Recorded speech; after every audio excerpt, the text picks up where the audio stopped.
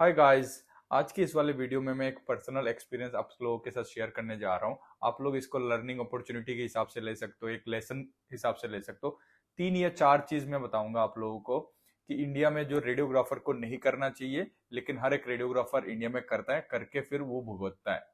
ठीक है, क्या वो चीजें हैं मैं आप लोगों को डिटेल में समझाऊंगा। उससे पहले आप लोग एक बार मेरे चैनल को सब्सक्राइब कर लो। देखो कितने सारे वीडियोस वगैरह मैंने बना रखे हैं। आप लोग वीडियो को शेयर करो, लाइक करो, ऐसे मेरे को मोटिवेशन मिलेगा। मैं और वीडियोस वगैरह बनाता रहूंगा आप लोगों के लिए। ठीक है, सबसे पहला जो इंडिया में रेडियोग्राफर जो गलतियां करते हैं, उनमें से टॉप मेरे हिसाब से ये है कि कोई भी बंदा जब भी इंटरव्यू देने के लिए जाते हैं तो वो कहते हैं कि मुझे सब आता है।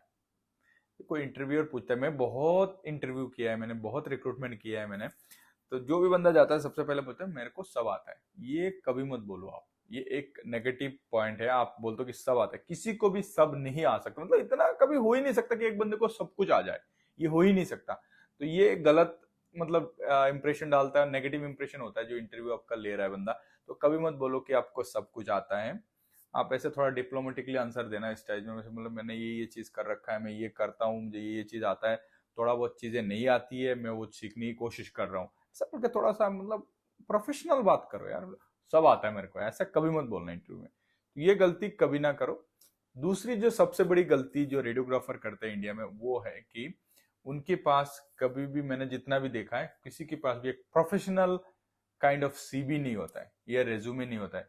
वो लोग क्या करते हैं, किसी का भी सीवी उठा के कॉपी पेस्ट करके अपना डिटेल डाल के फिर उसी को लेके इंटरव्यू देने चले जाते हैं। हालांकि बहुत लोगों को नौकरी मिल भी जाता है, लेकिन मेरे हिसाब से क्या है कि एक प्रोफेशनल सीवी होना बहुत जरूरी है। इससे आपका इंप्रेशन भी अच्छा लगता है कि आप इंटरव्यू देने जाते हो, बंदा देखो कितना सही सीवी है। मैं भी कई बार इंटरव्यू जब लेने जगह सीवी देख के मैं बंदे को, इस बंदे को बुलाओ यार, इसकी सीवी इंप्रेसिव लगा। तो ऐसे करते हैं हम, ऐसे नहीं कि नहीं करते। वो ह्यूमन माइंड की है यार, पहले इंप्रेशन बहुत मायने रखता है।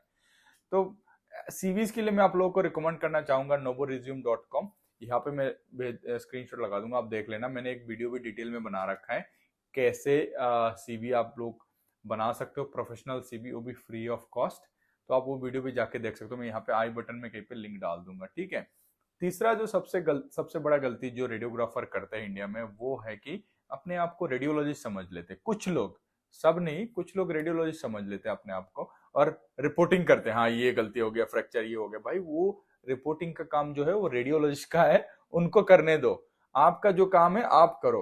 कुछ लोग ये करते हैं, सब नहीं, कुछ लोग करते हैं। जो लोग उसको लोग करते हैं उन लोगों के लिए वार्निंग ही समझ लो। ऐसा कभी मत करो, ऐसा आपकी कम्युनिटी के एक खराब इंप्रेशन जाता है। जैसे कि मान लो आप डॉक्टर का काम कर रहे हो, फिर आप डॉक्टर को बुरा लगेगा ना ऑब्वियसली, फिर वो लोग आप लोगों को सपोर्ट नहीं करेंगे। फिर यहाँ से ही वो वाला जो स्टार्ट होता है ना, बुरा लगना अच्छा लगना, ये वाला सीन यहाँ से स्टार्ट होता है। फिर डॉक्टर सपोर्ट नहीं करते, रेडियोलॉजिस्ट आपको सपोर्ट नहीं करते, फिर आप कहते हो कि मेरे को ये अच्छा नहीं लग रहा। ये सारी चीजें वहां से स्टार्ट होती है, जो आप किसी और का काम करने लग जाते हो। रिपोर्टिंग करना रेडियोलॉजिस्ट का काम है, रेडियोग्राफर का काम हालांकि नहीं है। तो फिर आपका जो काम है आप वही करें।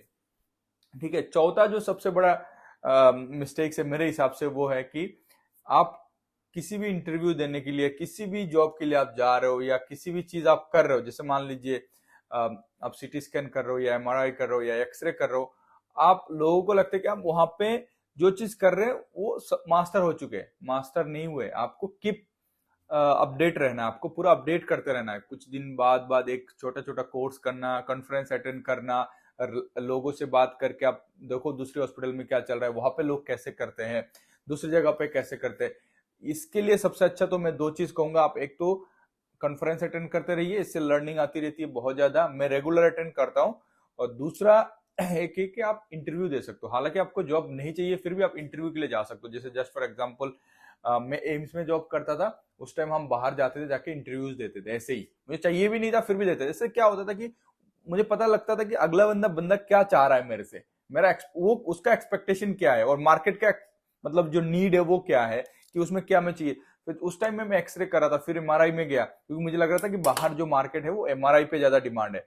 जब जाके मैंने एमआरआई सीखा, एमआरआई पे आगे बढ़ा, फिर जाके मैं अभी अब तो सब कुछ मैं एमआरआई पे ही कर रहा हूँ।